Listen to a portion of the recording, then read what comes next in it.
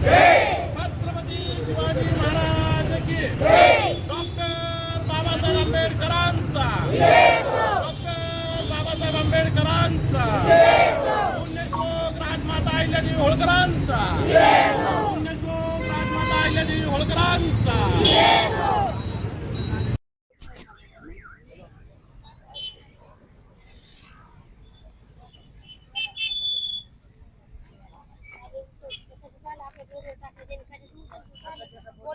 काश्मीर नगर कांचनवाड़ी नाथ valley road, इस road के ऊपर महानगर पालिका प्रशासन के माध्यम से रास्ता रुंदीकरण की मुहिम, जिसके बारे में कारपोरेशन ने ये रास्ते को 36 मीटर की मार्किंग लगाने का मनोदय किया है। निश्चित ही पहले ये रास्ता जो था वो 18 मीटर का था, बाद में नए प्लान में भी 18 मीटर था, लेकिन जो पहला मुद्दा था 36 मीटर का, प्रशासन 36 मीटर के हिसाब से मार्किंग कर रहा था और उसको इस यहाँ के स्थानिक नागरिकों का विरोध है। यहाँ पर आज काश्मीर नगर कांचनवाड़ी नागरिक कृति समिति, जिनका नेतृत्व हमारे विनोद जी कोरके कर रहे हैं, हमारे संजय साळवे, भगवानराव गायकवाड़, जनार्दन जी कांबळे, यहाँ के सभी स्थानिक नेताओं के माध्यम से एक उपोषण आज को जिसको शुरुआत की गई है। निश्चित ही म्यूनसिपल कमिश्नर साहब से, माननीय पालक मंत्री महोदय से इसके बारे में बातचीत हुई। लोगों का कहना है कि हमें 18 मीटर ही इस रोड की रुंदी चाहिए और निश्चित ही मैं समझता हूँ ये पालक मंत्री महोदय से बातचीत हुई है, सभी ने अच्छी तरीके से माननीय पालक मंत्री महोदय, म्यूनसिपल कमिश्नर साहब को अपनी बात रखी है। निश्चित ही इनकी न्याय मांग है। ये सभी लोग सामान्य परिवार से है, सामान्य कुटुंबों में के हैं और मैं समझता हूँ कि बड़ी मेहनत से इन्होंने अपना मकान बनाया है। इनका कहना था कि 18 मीटर यदि हो जाता है तो आपका भी प्रॉब्लम सॉल्व होता है, हमारा भी प्रॉब्लम सॉल्व होता है। लेकिन प्रशासन अभी चर्चा करने के लिए म्यूनसिपल कमिश्नर साहब ने कुछ उनके अफसर को यहाँ भेजा है। ये सभी लोग कृति समिति के अपनी मांगे जो उनके सामने रखेंगे और न्याय कैसा मिलता है इसके बारे में ये कोशिश करेंगे। आज डेमोक्रेसी है, डेमोक्रेसी में हर एक को अपनी बात रखने का अधिकार है और निश्चित ही न्याय मिलेगा, ये मुझे खातरी और विश्वास है।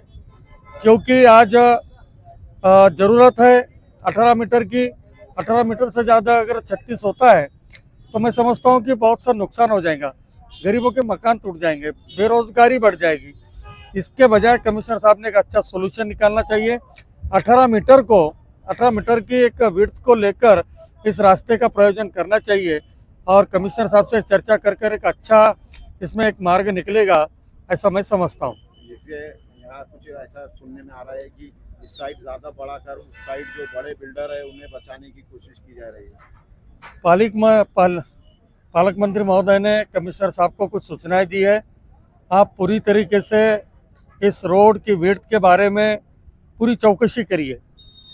जब आप चौकसी के बारे में चौकसी करने के बाद में एक अंतिम निर्णय पर आप आ जाएंगे, तब इन लोगों को विश्वास में लेकर कार्रवाई कीजिए। उसकी चौकसी करने के लिए महानगर पालिका के टाउन प्लानिंग के इंजीनियर्स को भी सूचनाएं दी है, वार्ड ऑफिसर को भी सूचनाएं दी है और मैं समझता हूं की निश्चित ही इसमें एक अच्छा मार्ग निकलेगा और ये लोगों को न्याय मिलेगा। रोड जो पहिल्यांदा जसा 36 मीटरचा 18 मीटर झाला होता आता नवीन नाकाच्या, तर तो 18 मीटरचाच राहायला पाहिजे आणि दोन्ही साईडला व्हायला पाहिजे अशी आमची मागणी।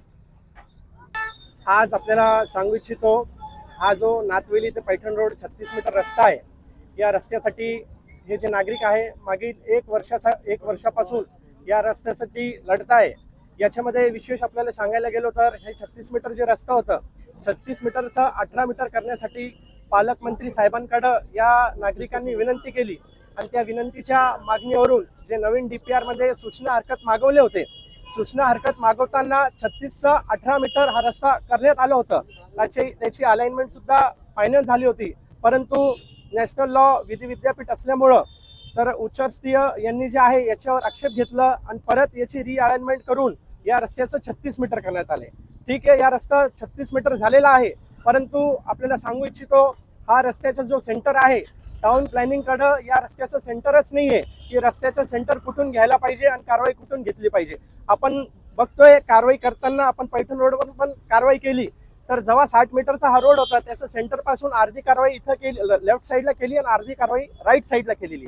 तर आपल्याला सांगायचं हेतू हेच आहे की रोडचं जे सेंटर आहे तर पहिले सेंटर तर लोकांना कळवा आणि गट नंबर 10 आणि 11ची जी हद्द आहे 10 आणि 11ची हद्दच फायनल नाही आहे. कारण की TLRचा जे नकाशा आहे 1982 मध्ये हा नकाशा जे आहे ते तयार झाला होता आणि त्या नकाशामध्ये जे गटची हद्द होती ती हद्द जी आहे समोरची जे प्लॉटिंग आहे त्या प्लॉटिंगला शेवटची जी हद्द आहे आणि या हद्दामध्ये हे स्पष्ट होतं की त्यांचं जे सेंटर आहे जे गटाचं सेंटर आहे तर तेच रोडचं सेंटर आहे.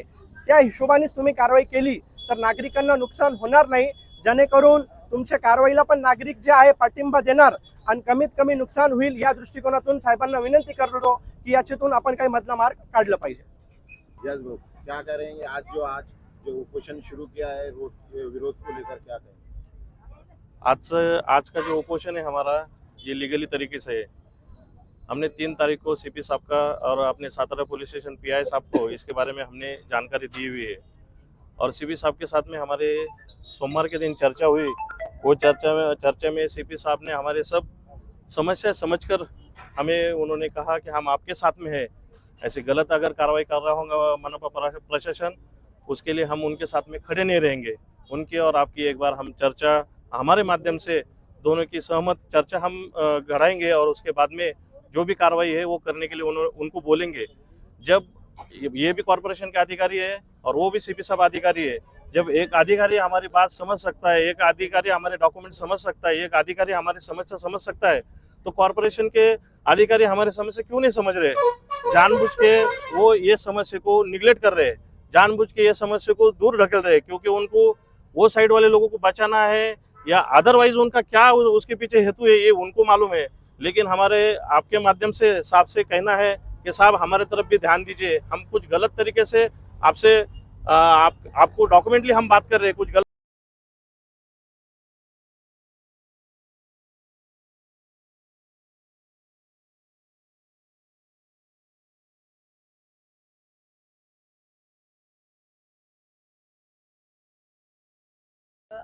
काल परवा त्यांची मी बाईट ऐकली. ते इतक्या दादागिरीची भाषा वापरतायत. कांचनवाडीमध्ये जे लोक राहतात म्हणे त्यांना जिकडून रोड घ्यायचा आहे ती जागा वक्फ बोर्डाची आहे म्हणतात आणि आम्हाला पैसे द्यायचे तर वक्फ बोर्डाला देऊ, परंतु त्याला इकडूनच पाडायची त्याची अपेक्षा नाही, इच्छा दिसते फक्त. कारण त्या समोरच्या लेआउटला त्यांना सँक्शन पण दिलं नाही, पण त्याच्या लोकांनी महापालिकेच्या लोकांनी त्याला काही लोकांना पैसे घेऊन त्या बिल्डिंगची परमिशन दिली. आता त्या लोकांना वाचवायसाठी फक्त गरिबांची घरे पाडायच्या त्याच्या डोक्यामध्ये तेवढंच आहे आणि तो त्या पद्धतीने बोलतोय का सुपर मार्केट झालं, सुपर शॉपी झाल्या, 3-3 मजली इमारत झाल्या त्या आम्हाला पाडायच्यात. त्याचा महत्वाचा मुद्दा फक्त एकच दिसतोय की पुढचे जे बिल्डर लोक आहेत त्यांनी काहीतरी त्याला सुपारी दिली वाटते. आणि इतक्या खालच्या दर्जाला त्या दादागिरीची भाषा करून जेव्हा बोलतोय ना तो त्यांना नक्कीच तिकडून काहीतरी पैसे घेतलेले आहेत त्यांना, त्याशिवाय तो बोलू शकत नाही. मला त्याला तुमच्या मात्र एवढं सांगायचं फक्त का 36 मीटर रस्ता ऑलरेडी 91 मधून झाला होता, परंतु लोकांच्या मागणीमुळं तो रस्ता 18 मीटर झाला होता. आता 18 मीटर रस्ता झाला म्हणून त्यानं पुढं काहीतरी गडबड केली आणि परत त्यानं 36 मीटरचा प्रस्ताव वरती पाठवला आहे. तर त्यानं ते सगळे कामं करायला लागला, तो फक्त पैसे घेऊन चुकीचं काम करायला लागला. त्यानं हे काम करू नये, फक्त 18 मीटरचा रस्ता राहू द्यावा.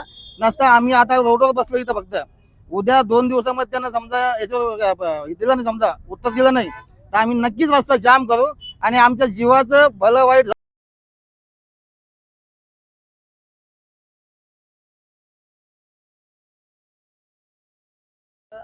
काल परवा त्यांची मी बाईट ऐकली. ते इतक्या दादागिरीची भाषा वापरतायत. कांचनवाडीमध्ये जे लोक राहतात म्हणे त्यांना जिकडून रोड घ्यायचा आहे ती जागा वक्फ बोर्डाची आहे म्हणतात आणि आम्हाला पैसे द्यायचे तर वक्फ बोर्डाला देऊ, परंतु त्याला इकडूनच पाडायची त्याची अपेक्षा नाही, इच्छा दिसते फक्त. कारण त्या समोरच्या लेआउटला त्यांना सँक्शन पण दिलं नाही, पण त्याच्या लोकांनी महापालिकेच्या लोकांनी त्याला काही लोकांना पैसे घेऊन त्या बिल्डिंगची परमिशन दिली. आता त्या लोकांना वाचवायसाठी फक्त गरिबांची घरे पाडायचं त्याच्या डोक्यामध्ये तेवढंच आहे. आणि तो त्या पद्धतीने बोलतोय का सुपर मार्केट झालं, सुपर शॉपी झाल्या, 3-3 मजली इमारत झाल्या, त्या आम्हाला पाडायच्यात. त्याचा महत्वाचा मुद्दा फक्त एकच दिसतोय की पुढचे जे बिल्डर लोक आहेत त्यांनी काहीतरी त्याला सुपारी दिली वाटते. आणि इतक्या खालच्या दर्जाला त्या दादागिरीची भाषा करून जेव्हा बोलतोय ना तो, त्यानं नक्कीच तिकडून काहीतरी पैसे घेतलेले आहेत त्यांना, त्याशिवाय तो बोलू शकत नाही. मला त्याला तुमच्या मात्र एवढं सांगायचं फक्त का 36 मीटर रस्ता ऑलरेडी 91 मधून झाला होता, परंतु लोकांच्या मागणीमुळं तो रस्ता 18 मीटर झाला होता. आता 18 मीटर रस्ता झाला म्हणून त्यानं पुढं काहीतरी गडबड केली आणि परत त्यानं 36 मीटरचा प्रस्ताव वरती पाठवलाय. तर त्यानं ते सगळे कामं करायला लागला, तो फक्त पैसे घेऊन चुकीचं काम करायला लागला. त्यानं हे काम करू नये, फक्त 18 मीटरचा रस्ता राहू द्यावा. नसता आम्ही आता रोडवर बसलो इथं, फक्त उद्या 2 दिवसामध्ये त्यानं समजा याच्यावर दिलं नाही, समजा उत्तर दिलं नाही तर आम्ही नक्कीच रस्ता जाम करू आणि आमच्या जीवाचं भलं वाईट. एवढंच म्हणणं आहे की दोन्ही साईडने रोड घ्यावे. आम्ही गरीब लोक आहे. हा, आज आमचे जर गरीबाचे घरे गेले, आम्ही जर रोडवरती बसलो, आज माझे मिस्टर मारले, माझा मुलगा समजा थोडं काहीतरी प्रॉब्लेम त्याच्यावाला, पण जर आमचं जर घर गेलं तर आम्ही कुठं राहायचं रोडवरती?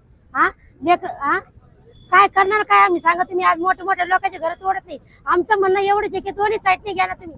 तिकडनं 9 मीटर काय आहे ते इकडनं साईडने घ्या, दोन्ही पण साईडने घ्या ना. असं का बरं गरीबावर तुम्ही अन्याय करताय?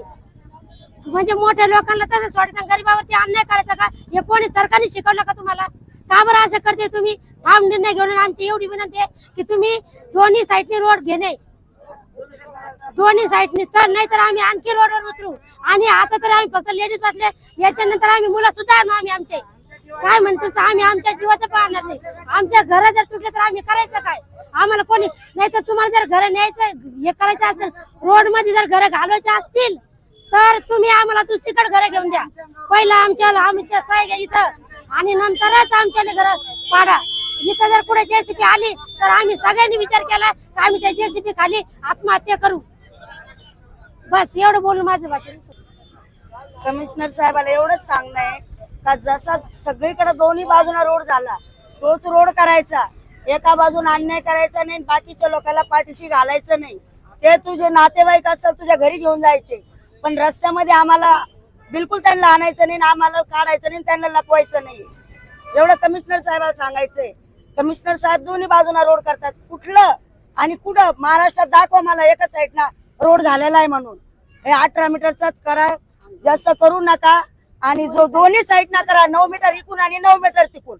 गरीबावर अन्याय केला तर हे गरीब काय करतील? हे तुला रस्त्यावर आणल्याशिवाय राहणार नाहीत.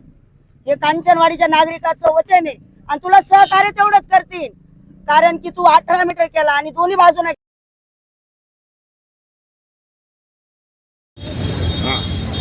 साहेबाला माझा नमस्कार. किसान साहेब, मी असं ऐकलं की आपण फार गरीब कुटुंबातून वरती आलेला आहात. ज्या परिस्थितीतून आपण आलेला आहे त्या परिस्थितीनुसार आपण आमच्या सामान्य गरीब कुटुंबाचे थोडंसं लक्ष द्यावे आणि आमच्याकडं रोड जी आहे ती फक्त 18 मीटरच करण्यात यावी. माझं घर गट नंबर 12मध्ये आहे. माझ्याकडे 7-12 आहे, रस्ती आहे आणि मी 2022मध्ये गुंठेवारी सुद्धा करून घेतलेली आहे आणि ती योग्य समप्रमाणात तुम्ही रोडची कटिंग करावी ही माझी तुम्हाला विनंती आहे.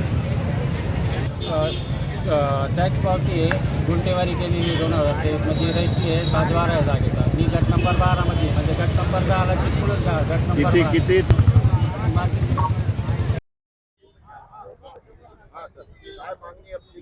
मागणी एवढीच आहे की जो 11 आणि 10 याच्या बांधावरून तिकडं निम्म घ्या आणि इकडं निम्म घ्या, इकडं निम्म घ्या आणि तिकडं निम्म घ्या. कारण लेआउट असतो ना, हा लेआउट